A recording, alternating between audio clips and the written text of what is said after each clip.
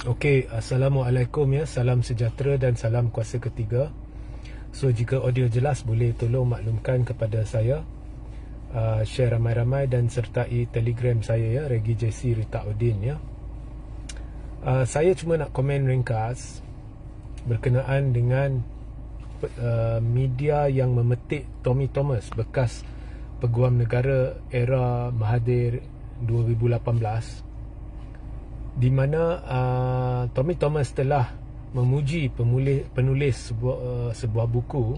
Nama penulis itu Joe Samad, yang menungkil ya bagaimana Sabah, Sarawak atau Borneo seolah-olah gambarannya seperti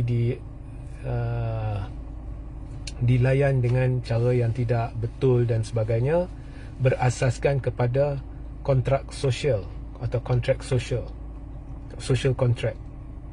Dan di dalam komen Tommy Thomas yang memuji Sabah dan Joe Samad itu, Tommy Thomas telah memberitahu bagaimana apa yang dilakukan oleh pemimpin-pemimpin UMNO dan Anwar dan sebagainya, peristiwa-peristiwa yang berlaku dan sebagainya, semuanya menyimpang daripada semangat kontrak sosial. Dia kata itu mesej dia lah. Dan gambaran yang diberikan oleh Thomas juga adalah berkenaan dengan menerusi bagaimana kontrak sosial disalah tafsir, dibuat ikut acuan pihak-pihak tertentu, yang kemudian seperti Abdullah Ahmad Badawi mula-mula menyebut ketuanan Melayu, kemudian Tun Mahathir pada 2001 memberitahu bahawa negara ini negara Islam, dan sebagainya. Ini semua bukannya apa yang dikehendaki oleh kontrak sosial. Okey, so itu komen Tommy Thomas. Now, benda-benda tertentu yang Thomas sebut ni saya tidak ingin ulas, sebab kalau nak ulas panjang. Dan ada juga benda yang dia sebut tu betul, tapi ada perkara-perkara tertentu yang menjadi tumpuan saya, iaitu kontrak sosial. Nah, pertama, apabila Joe Samad menulis buku itu, saya belum baca buku itu, so saya tak nak komen panjang lebar. Tetapi berdasarkan komen Tommy Thomas memberi bayangan seolah-olah Joe Samad mengiktiraf wujudnya kontrak sosial. Dan Tommy Thomas nampaknya, berdasarkan komen yang saya baca di Malaysia kini, komen Tommy Thomas yang dipetik, Thomas mengiktiraf Malaysia kontrak sosial. Malah dia bercerita berkenaan kontrak sosial, semangat asal dia, dan bagaimana menyimpang daripada sekarang. Kini pemimpin sudah menyimpang daripada kontrak sosial dan sebagainya. Perkara pertama awak perlu faham, kontrak sosial dalam erti kata sebenar di mana ada definisi, di mana-mana dokumentasi rasmi tidak wujud. Kalau benar-benarlah kita nak pertikai, kita nak argue ya. Saya tahu saya pernah sebut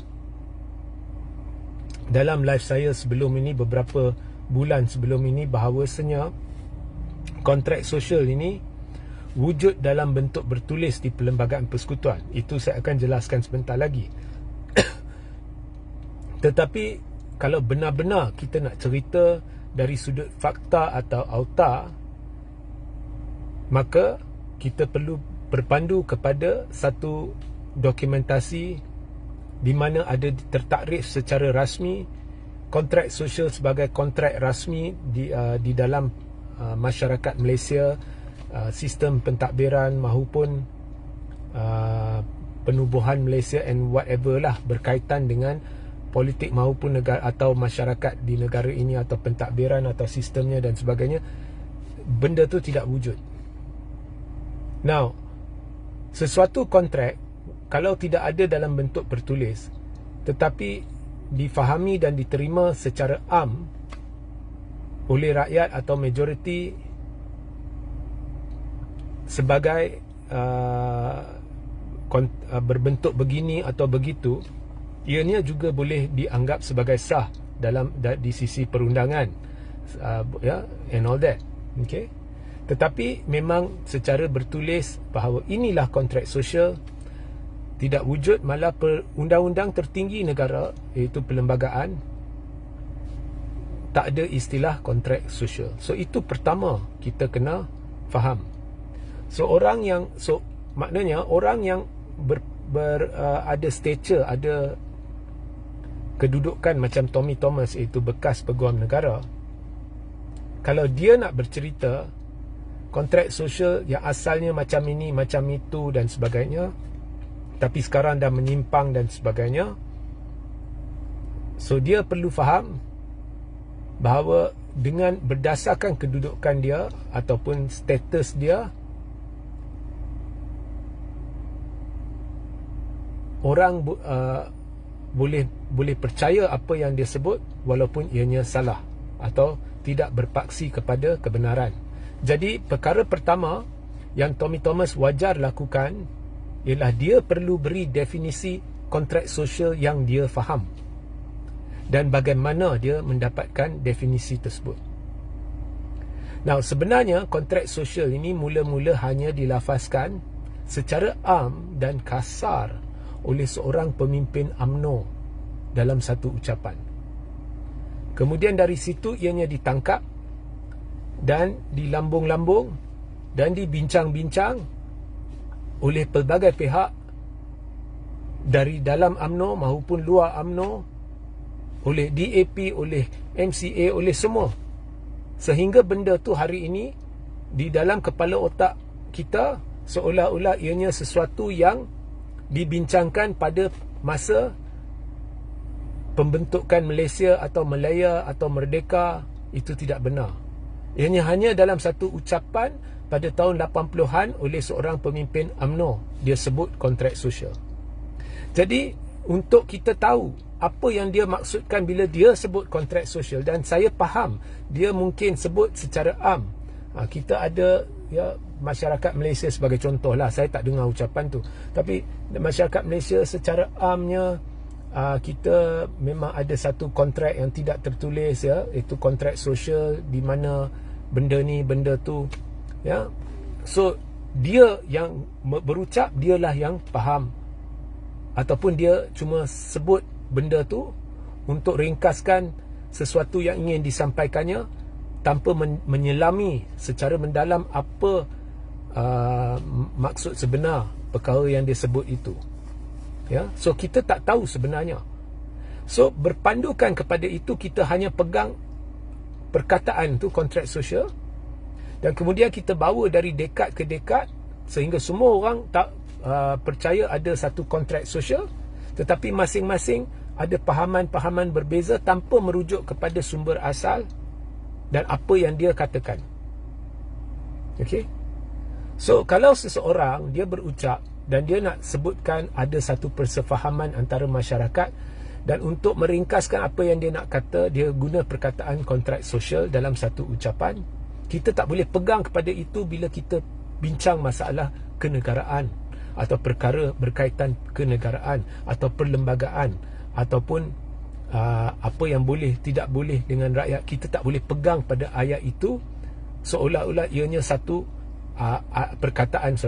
perkataan yang suci, yang sensitif, yang tidak boleh dicabar dan sebagainya. No such thing. Tak timbul pun isu cabar ke tak cabar kontrak sosial. Kita boleh gunakan dalam perbincangan, tetapi kita kena takrifkan apa maksud kita, pemahaman kita dalam kontrak sosial. So Tommy Thomas telah cuba melakukan perkara itu bersandar kepada buku Joe Samad, namun dia tidak melengkapi penyampaian dia dengan mula-mula memberitahu kita apakah definisi dia, pemahaman dia berkenaan dengan kontrak sosial yang asal dan sumber dia, bagaimana dia mencapai definisi tersebut. So he has to look at his stature and understand that he can influence a lot of people, so he needs to explain. Sebab kalau dia tak berbuat demikian, dia perlu faham juga atau terangkan kepada rakyat bahawa kontrak sosial ni tak boleh dijadikan fokus dalam perbincangan. Kalau nak fokus dalam perbincangan berkenaan dengan integrasi nasional ke, perkara berkaitan kaum ke, berkaitan negeri ke, apa ke, rujuk perlembagaan persekutuan, bukannya kontrak sosial dalam satu perbincangan. Ia tidak boleh jadi fokus utama. Dan jika anda tulis buku pun tidak boleh jadi fokus utama, melainkan niat anda menulis buku itu adalah untuk merujuk kepada ucapan asal, maksud asal yang awak jelaskan, apa yang disebut dan apa yang awak faham berkenaan dengan maksud asal yang disampaikan oleh pemimpin yang mula-mula lafazkan kontrak sosial, dan kemudian dari situ beritahu apa masalah kau dengan kontrak sosial. Itu boleh. So saya tak tahu Joe Samad ada berbuat demikian ke tidak. Okey. So kalau kita nak betul-betul nak cerita fakta versus auta, dari sudut faktanya kontrak sosial secara jelas ditakrifkan dengan jelas tidak wujud. Okey. Namun pemahaman saya kontrak sosial, ya, jika orang nak sebut kontrak sosial, pemahaman saya ialah satu persefahaman yang dicapai, ya. Barangkali orang yang melafazkan kontrak sosial itu dia merujuk kepada pembentukan Malaysia. Itu saya tidak tahulah. Tetapi bagi saya rujuk kepada pembentukan Malaysia atau Malaya, di mana satu persefahaman dicapai berkenaan dengan pemberian kewarganegaraan. Siapa yang dapat warga negara, ya, mereka dah duduk sini, contohnya China yang datang ke sini, India dan sebagainya, dapat warga negara dengan syarat apa? Bahawa mereka menerima bahawa Islam agama persekutuan sebagai contoh, berkenaan bahasa Melayu, berkenaan peranan agung, dan juga agung dipertanggungjawabkan untuk menjaga apa-apa, ya, sebagai ketua agama Islam dan sebagainya. Hak istimewa orang-orang Melayu dan penduduk asal, dan agung juga dipertanggungjawab untuk menjaga hak istimewa orang-orang Melayu dan penduduk asal atau penduduk asal. Semua itu memang menjadi syarat kewajipan bagi semua, termasuk mereka yang diberi warga negara, untuk terima dalam kita memerdekakan negara ini, mentadbir negara ini dengan sendiri tanpa unsur luar, campur tangan unsur luar. So kalau dalam perlembagaan dia tak tulis ini adalah kontrak, tapi kalau kita baca perlembagaan, ini memang syarat-syarat, ya, walaupun tak ditulis juga syarat, tapi ini kalau kita faham cara perlembagaan persekutuan terbentuk, maka ini adalah syarat-syarat yang dipersetujui. So syarat-syarat itu mungkin saya faham sebagai satu kontrak, iaitu kontrak sosial. Dari sudut itu, pemahaman saya berpendapat, berdasarkan pemahaman saya, kontrak sosial tertulis dalam perlembagaan persekutuan. Tapi itu berdasarkan pemahaman saya yang saya dah jelaskan, saya dah definisikan kepada anda. Baru betul. So kita tak tahu asas kepada pemikiran Tommy Thomas berhubung kontrak sosial. So dia mengelirukan rakyat pada hemat saya lah. Okay, I'm not totally rejecting what Tommy Thomas said, but he's just not explain it properly.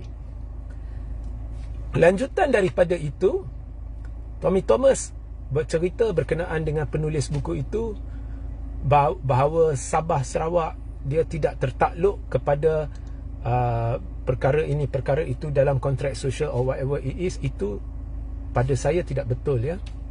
Apabila Sabah Sarawak menjadi sebahagian daripada Malaysia, dia ada perjanjian Malaysia, dia adalah partner, equal partner, whatever, itu semua kita terima.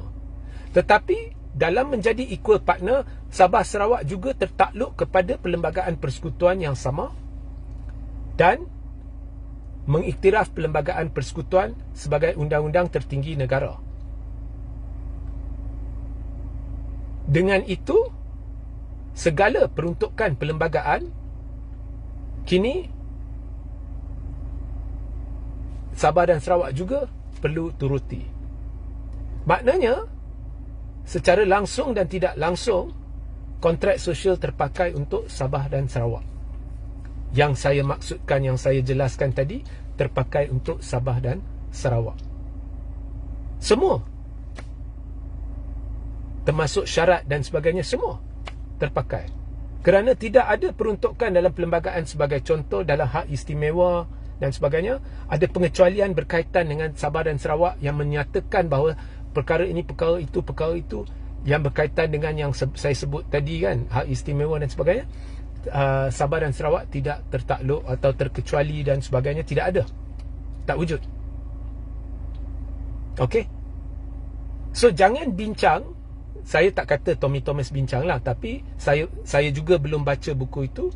Tetapi jika gambaran diberikan bahawa Sabah dan Sarawak tidak tertakluk sepenuhnya kepada kontrak sosial atau tak ada kaitan dengan kontrak sosial, maka saya nak tahu pemahaman awak berkenaan kontrak sosial.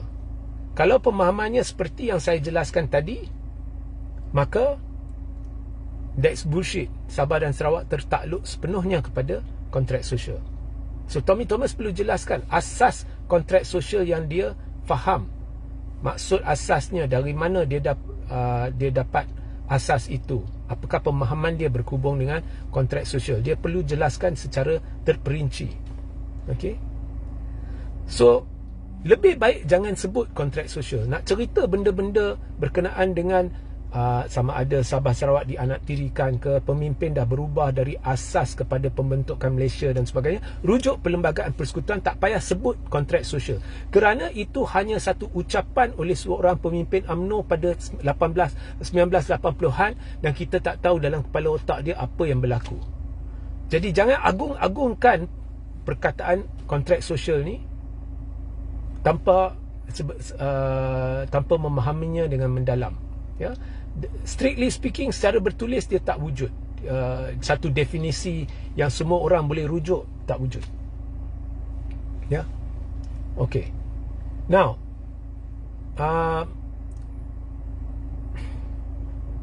saya terbaca bila Sabah dan Sarawak minta 1/3 kerusi di Dewan Rakyat sebagai contoh, argumen yang diberikan ialah ianya sudah dipersetujui dalam perjanjian.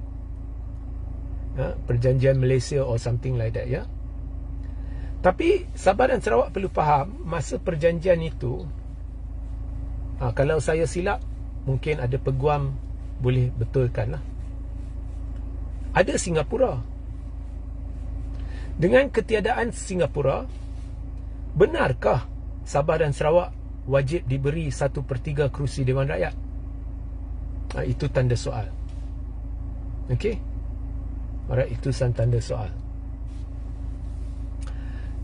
Lagi satu saya nak ungkit di sini adalah betul bahawa ketika UMNO mentadbir, memang kita dengar ketuanan Melayu, ya. Itu sebenarnya mula-mula disebut oleh siapa? Abdullah Ahmad Badawi. Ya. Adakah dalam perlembagaan disebut ketuanan Melayu? Tidak. Tetapi Tun Mahathir betul bila Tun berkata ini tanah Melayu. Ini saya dah lama sebut, bertahun-tahun saya dah sebut ini tanah Melayu. Sebab dari sudut sejarah ini tanah Melayu. Bukan hanya saya sebut, British bila dia sampai ke sini, dia beritahu bila kita sampai ke Semenanjung, kita lihat sudah ada kerajaan Melayu tertubuh dan mentadbir kawasan dengan baik, ya, dan mereka mengiktiraf sultan-sultan di tanah Melayu ini, dan mereka kerap kali menyebut tanah orang Melayu dalam versi Inggeris lah. Ya, mereka mengiktiraf bahawa orang Melayu memiliki kawasan itu, mentadbir kawasan itu. Jadi segala apa yang menjurus kepada pembentukan Malaya berlaku di tanah Melayu yang terus diiktiraf oleh orang British. Malah bila dirunding pembentukan Perlembagaan Persekutuan, dirunding terutamanya dengan orang Melayu, dan parti-parti China dan India, itu MCA dan MIC, kemudiannya masuk untuk melibatkan diri bersama atas persetujuan UMNO. Maka dalam pengiktirafan kita, negara kita sebagai sebuah negara merdeka, ianya dipacu oleh Melayu di tanah Melayu, dengan kebenaran diberi kepada China dan India untuk menyertainya. Ya, pada mula-mula MCA tidak ambil begitu ambil kisah, tapi sebab bila wujud isu kewarganegaraan dan sebagainya, akhirnya dia masuk dalam perbincangan. Okey. Dan segala yang berlaku selepas itu dipacu juga oleh tanah Melayu Semenanjung, sehingga melibatkan Sabah dan Sarawak sebagai rakan bersama. So, ianya terikat kepada konsep tanah Melayu. So, itulah cara anda perlu melihatnya. Tetapi of course tidak ada ketuanan Melayu. Sebenarnya perlembagaan ini tidak sebut pun Perdana Menteri perlu Melayu atau tidak. Dia cuma perlu jadi ahli Dewan Rakyat yang difikirkan mendapat sokongan majoriti. Bukan ada bukti sokongan majoriti tau. Dalam perlembagaan tak tulis tau bukti sokongan majoriti, tak ada. Yang pada hemat Seri Paduka Baginda Tuanku mungkin mendapat sokongan majoriti. So secara teori, kalau yang bukan Melayu pada hemat Seri Paduka Baginda Tuanku mungkin dapat sokongan majoriti, secara teori tidak ada halangan dia jadi Perdana Menteri. Tetapi ini sukar berlaku, at least buat masa ini, kerana parti-parti majoriti adalah ditunjangi kepimpinan Melayu Islam.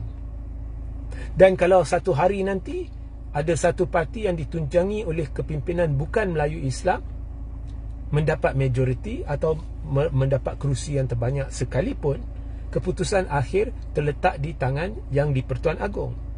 Dan saya ulangi, dalam perlembagaan tak perlu bukti majoriti.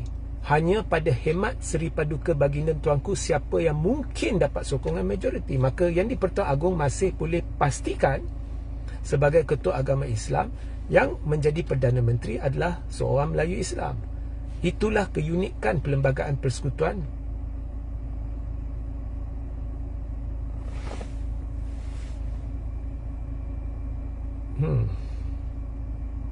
Macam ada makhluk pula. So anyway, itulah keunikan Perlembagaan Persekutuan, ya, di mana sekalipun ada satu parti, orang itu bukan Melayu, parti dia dapat kerusi terbanyak, dia bawa bukti, macam Muhyiddin bawa bukti 115 SD sekalipun, dia tak perlu dilantik sebagai Perdana Menteri. Ianya semua kuasa budi bicara mutlak yang di-Pertuan Agong.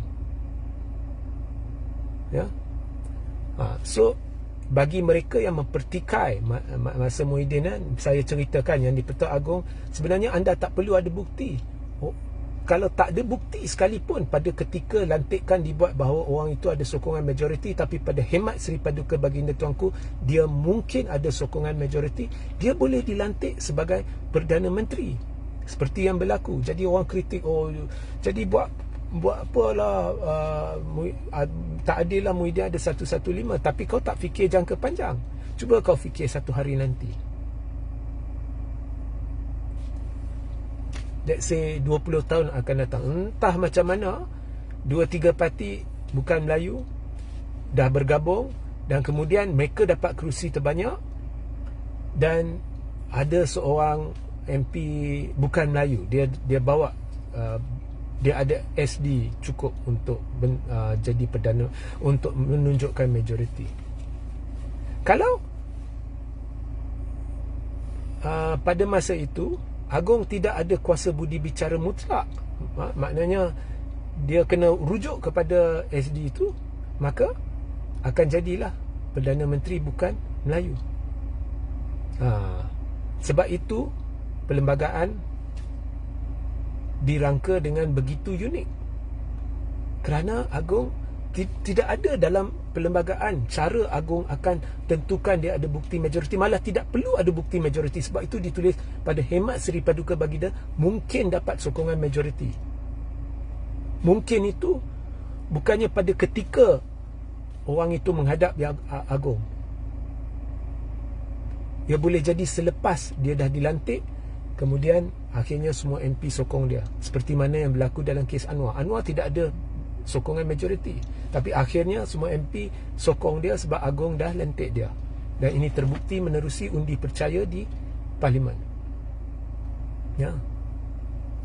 Baru orang Melayu yang kritik bila Agong tidak melantik Muhyiddin akan buka mata dan sedar selepas dengar ini, oh, benda tu sebenarnya memelihara hak istimewa orang Melayu. Kau kena fikir mendalam, kau kena lihat jangka panjang, baru awak faham betapa hebatnya Perlembagaan Persekutuan. Okey. Now, Thomas juga ada sentuh berkenaan dengan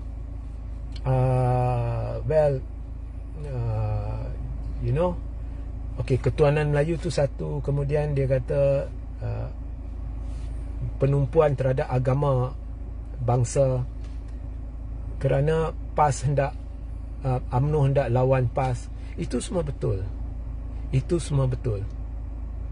I mean, bukan saya nak memihak kepada Tommy Thomas, but he's speaking a fact. UMNO, sebenarnya saya cerita dalam live saya semalam perjuangan agama, bangsa dan negara.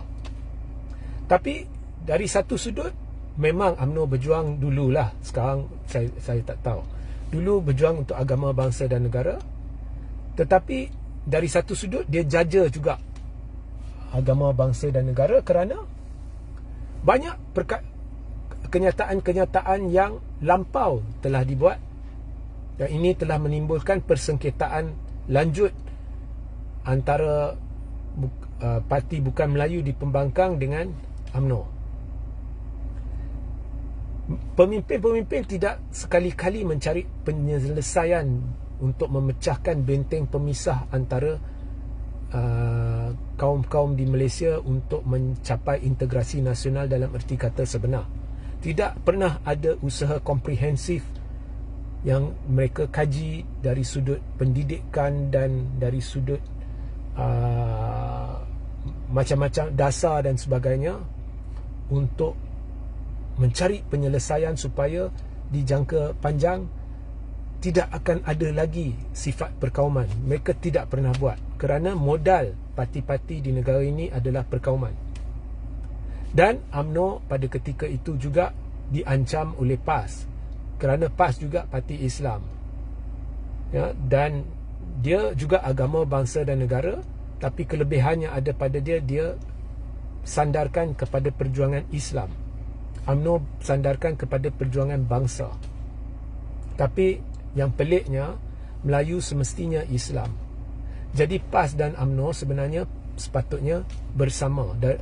Kalau kita ikut perlembagaan, Melayu ni semestinya Islam. Sebab itu di dalam satu deklarasi di Ampang, sayalah yang telah meviralkan sehingga sekarang semua orang pakai, iaitu jangan sebut lagi Melayu, sebut Melayu Islam. So kalau anda dilihat dari situ, UMNO sepatutnya berdamping bersama PAS. Okay? So tidak ada makna mana-mana parti cerita penyatuan Melayu sedangkan pemimpin dia kerana kepentingan, kerana ego sedang bergaduh, tapi seru umat Islam untuk bersatu. Maka pemimpin itu kena dibuang. Saya cerita Zahid dan saya cerita Hadi Awang, ya? Saya suka Hadi Awang, saya hormat Hadi Awang, tapi saya juga nak tonjolkan hipokrisinya Zahid, Hadi Awang dan sebagainya. Okey. Dan bukan hanya Zahid, ya, semua pemimpin sebelum dia, Najib, semuanya. Kalau tak boleh nak bersatu, saya kena adil lah. Even 80-an zaman Mahathir, even Mahathir, ya, yang saya dukung prinsip perjuangan dia, semuanya sama. Semuanya sama. kalau awak tidak boleh bersatu, jangan tak usah cerita penyatuan Melayu. Tetapi Tun, saya beri dia kredit sikit, dia tak pernah cerita penyatuan Melayu. Dia lebih kepada masa depan orang Melayu, dan baru ni proklamasi Melayu. So I give him some credit there. Ya. So UMNO sentiasa bertanding sebenarnya secara halus dengan PAS kerana nak tunjukkan siapa lebih Islam. Ya. Mahathir dulu pun untuk meningkatkan imej kerana PAS jadi ancaman, dia bawa Anwar masuk ke dalam UMNO. Sebelum dia awalkan pilihan raya, Mahathir dilantik sebagai Perdana Menteri 1981, kemudian dia bertungkus lumus bawa Anwar dari ABIM masuk ke dalam UMNO, dan kemudian letak Anwar di Pematang Pauh untuk pilihan raya umum 1982, di mana Anwar menang. Lawan siapa? Lawan Mat Sabu ke? Saya lupa. Ya. Sebab Anwar akan bawa imej progresif Muslim, dan Tun berjaya. Dan pada masa itu Anwar memang progresif Muslim pun. He was liked by many Malays. Anwar pada masa itu diterima oleh ramai, dan kehadiran Anwar dalam UMNO tu telah melemahkan PAS pada ketika itu. Dan saya percaya Tun Mahathir takut kalau dia tak bawa Anwar masuk ke dalam UMNO, Anwar dah rapat dengan PAS, dan dijangka pada ketika tu Anwar akan masuk PAS. So bayangkan kalau Anwar masuk PAS dan kemudian akhirnya Anwar jadi Presiden PAS. So selalunya ianya adalah pertandingan politik antara UMNO dengan PAS. So dalam berbuat demikian, sentiasa ada usaha tunjukkan siapa lebih memperjuangkan agama dan bangsa dan negara, menyebabkan ada pemimpin-pemimpin keluar kenyataan-kenyataan dari masa ke semasa yang dikira lampau.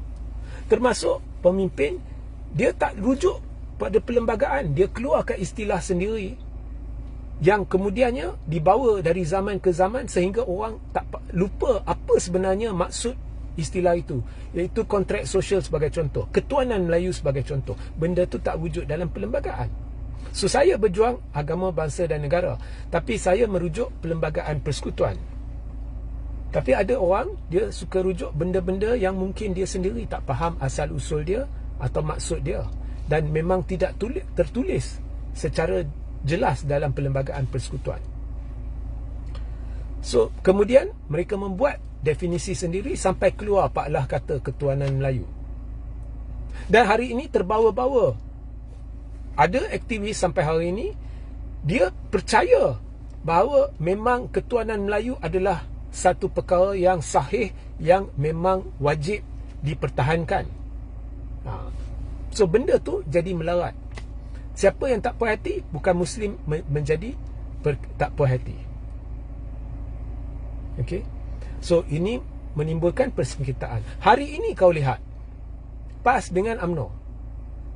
Kau lihat, saya beri satu contoh je, isu bendera. Dr. Akmal buka mulut, PAS buka mulut, kenyataan lagi ekstrim. Bagi saya nampak macam pertandingan, sebab isu bendera itu bukannya isu. Dan saya dah jelas dalam live lain, saya tahu ada ramai tak setuju. Awak rujuk live itu, saya tak nak ulang. Benda tu berlarutan sampai hari ini.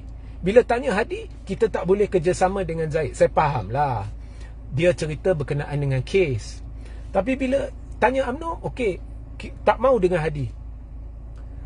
Okey, itu masalah korang. Jangan, itu korang settle secara peribadi. Tapi yang korang ni suruh Melayu bersatu tu, tolong berhenti. Especially Hadi, tolong berhenti. Jangan lagi lafaz penyatuan Melayu. Sebab korang bergaduh, kau letak syarat pertelingkahan antara pemimpin yang menjadi penghalang penyatuan parti-parti, tapi kau suruh orang Melayu bersatu. Macam orang Melayu bodoh. Jadi jangan lafaz penyatuan Melayu dalam perjuangan anda, tapi mereka akan lafaz. Dan kemudian aktivis-aktivis yang ada di antaranya tak cukup makan, berjuang nak satukan Melayu atas harapan kepada pemimpin-pemimpin yang gagal ni. So, perjuangan jadi dalca, dah tersasar dari landasan. Ini yang berlaku di negara ini. So, semuanya adalah sebenarnya percaturan politik, permainan politik dengan memperkudakan rakyat oleh pemimpin-pemimpin ni, termasuk pembangkang. Ya. So, berbalik kepada kontrak sosial, saya rasa kalau korang semua masing-masing ada interpretasi yang berlainan, the best thing to do is sedar bahawa ini hanya satu ucapan pada satu hari oleh seorang pemimpin UMNO. Itu sahaja. Ianya tidak wujud dalam perlembagaan. Semua rujuk balik kepada perlembagaan persekutuan. Habis cerita. Ya. Dan semua tertakluk kepada perlembagaan persekutuan, termasuk Sabah dan Sarawak. Dan pembentukan Malaysia, Sabah dan Sarawak adalah atas ihsan kepimpinan Tanah Melayu. Tertakluk kepada segala apa yang termaktub dalam perlembagaan persekutuan. Jangan lagi guna kontrak sosial dalam cuba